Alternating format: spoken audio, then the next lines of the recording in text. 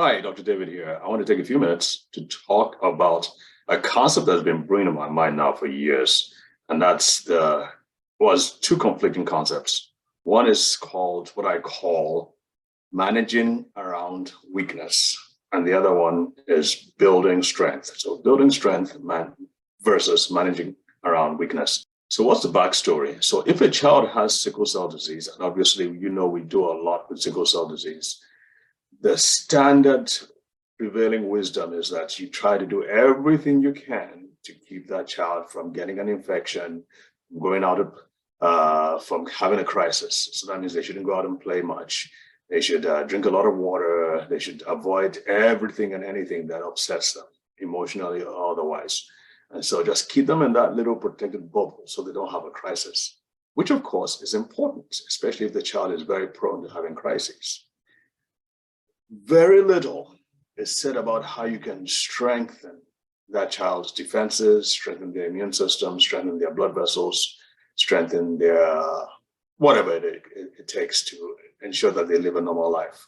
So I like to focus more on the aspect of building strength and finding out those areas that we can actually do something about. So think about it, it's an empowering sort of philosophy as opposed to, in my opinion, a disempowering philosophy. The other thing about this whole managing around the weakness theory is that it works better in developed countries where there are safeguards, there are guardrails, there are protections, there are accommodations, there are laws to protect the weak. Now, in developing countries, like where most of us live in Africa, even if those safeguards are written and are in place, many people and many organizations don't follow those safeguards. So to all intents and purposes, the individual is on their own, except for their immediate family, maybe. And so they're left to fend for themselves. It's kind of like sending a chihuahua into the wild, wild west. I mean, all bets are off pretty much. So why don't we strengthen the body? And you can do the two of them together. It's not just one or the other. Obviously, hold on to the safeguards, the support systems that the governments can give you. And if you don't have them, well, then focus on building strength.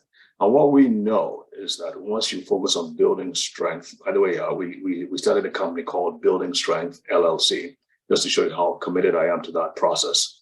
Once we focus on strengthening the parts we need to strengthen, you will find out that the threshold for these crises or these problems or these events, or even the weakness and the pains that kids with sickle cell disease feel, that threshold begins to rise higher and higher and higher. You find out that it takes more to upset them. It takes more to let them have a crisis or any kind of discomfort. So I think that's what we need. That's what our philosophy should be in the third world countries.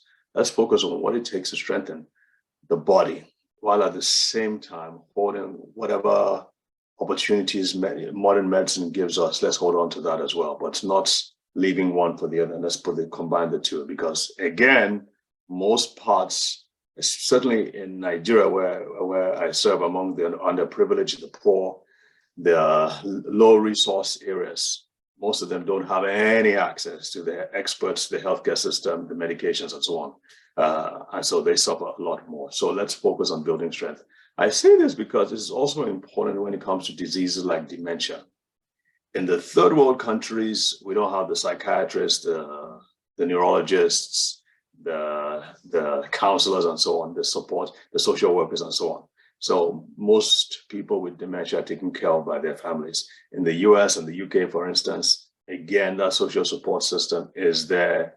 The guardrails and so on are there. So you have the assisted living facilities and so on and so forth. But all they're doing is just trying to, again, support, because there's no real cure for dementia. So they're just trying to support and just, sort of chaperone the person to their grave, which is a harsh way of saying it. Well, what if we also look at what it takes for the brain to be healthy and strong? Let's strengthen the brain. Now, obviously, again, there's no official cure for dementia, but there are things you can do to help support the brain, to strengthen the brain, especially in the milder forms of the disease. So what if we focus on those things? The specific nutrients that strengthen the brain, the specific exercises, the specific tools, which and the social support, challenging the brain. Those things can really, really be helpful. So the point I want to leave again is building strength as opposed to managing around weakness. Thanks. Hi, I'm Dr. David Ajibade. Thank you so much for watching this video. If you would like to see more videos, please click on the subscribe button below. And if you want to be notified of when we upload other videos, please click on the bell button so that you can be notified. God bless. Take care. Bye.